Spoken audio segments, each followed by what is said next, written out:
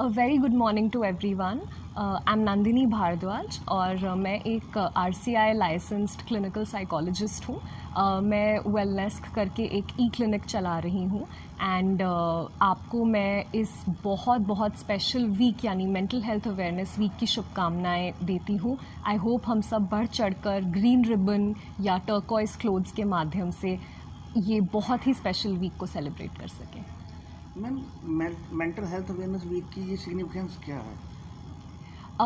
देखिए 1990s के समय को डेकेड ऑफ द ब्रेन कहा गया है.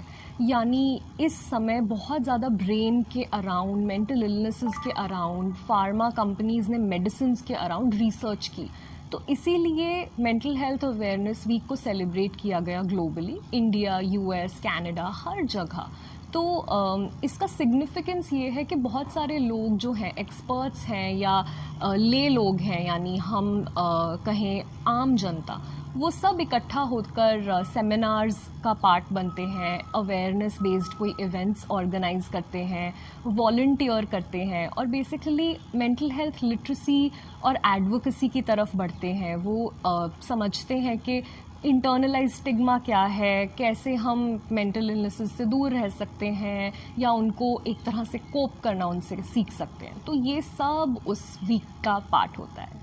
मैम, मेंटल इलनेस का अगर ट्रीटमेंट कराना पड़े तो लोग अभी भी अनअवेयर हैं, किसके पास जाएं, इसकी कंफ्यूजिंग है काफ़ी. तो एक साइकियाट्रिस्ट और क्लिनिकल साइकोलॉजिस्ट में क्या डिफर क्या है दोनों में? ये एक बहुत ही इम्पॉर्टेंट सवाल है और मुझे लगता है ऑडियंस को, हमारी जनरल पब्लिक को इसका अंदाज़ा नहीं है. तो मैं थोड़ा क्लैरिफाई करती हूँ. देखिए, मेंटल इलनेसेस जो होती हैं वो 3 फैक्टर्स से बनती हैं: बायोलॉजिकल, साइकोलॉजिकल एंड सोशोलॉजिकल. तो इसका ट्रीटमेंट सिर्फ किसी एक इंसान के थ्रू होलिस्टिकली नहीं हो सकता. बट अगर हमें एक स्टार्टिंग पॉइंट से देखना हो तो साइकाइट्रिस्ट्स वो डॉक्टर्स हैं जिन्होंने MBBS करने के बाद साइकाइट्री में MD की होती है. तो हम उनके पास जा सकते हैं अगर हमें कभी दवाई के लिए कोई प्रिस्क्रिप्शन चाहिए हो या हमें कोई डायग्नोसिस चाहिए हो. वो आपको मेडिसिन्स के थ्रू ट्रीट करते हैं. एंड क्लिनिकल साइकोलॉजिस्ट्स जो हैं वो क्लिनिकल साइकोलॉजी में MPhil करते हैं, यानी BA और मास्टर्स के बाद एक और मास्टर्स होती है 2 साल की, जिसमें रिहैबिलिटेशन काउंसिल ऑफ इंडिया का एक ट्रेनिंग प्रोग्राम होता है. वो करने के बाद आप एक क्लिनिकल साइकोलॉजिस्ट कहलाते हैं. तो वो करने के बाद आप मेडिसिन्स के थ्रू ट्रीट करते हैं.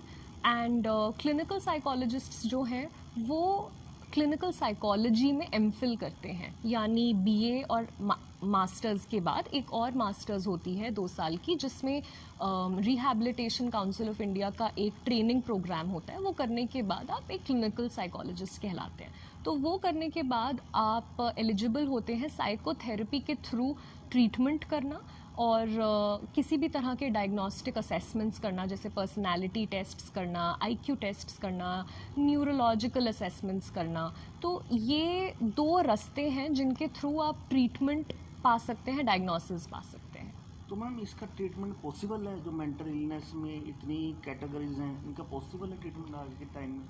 जी, बहुत हद तक हमारी जो आम हम मेंटल इलनेसेस की क्लासिफिकेशंस देखते हैं उनका ट्रीटमेंट और मैनेजमेंट पॉसिबल है. जैसे एंजाइटी डिसऑर्डर्स, मूड डिसऑर्डर्स, कुछ ऐसी भी इलनेसेस होती हैं जैसे स्किज़ोफ्रीनिया या और भी पर्सनालिटी डिसऑर्डर्स, जिनका अगर हम कहें कि 100% ट्रीटमेंट पॉसिबल है या नहीं है, वो कहना इस टाइम पर हल्का सा डिबेटेबल है. बट उसकी मैनेजमेंट बहुत कन्वीनियंट है, पॉसिबल है. बस आपको इंश्योर करना है कि आप साइकोथेरेपी में एनरोल्ड हैं और साथ के साथ आपकी मेडिसिन्स चल रही हैं. अगर होलिस्टिकली हम अप्रोच करें तो डेफिनेटली आप बहुत कोपिंग स्किल्स सीखते हैं. बायोलॉजिकली भी जो भी न्यूरोकेमिकल इम्बैलेंस है वो ठीक रहता है एंड दोनों मिलकर फिर आपकी मेंटल इलनेसेस को ट्रीटेबल बनाती है. Thank you. Thank you so much.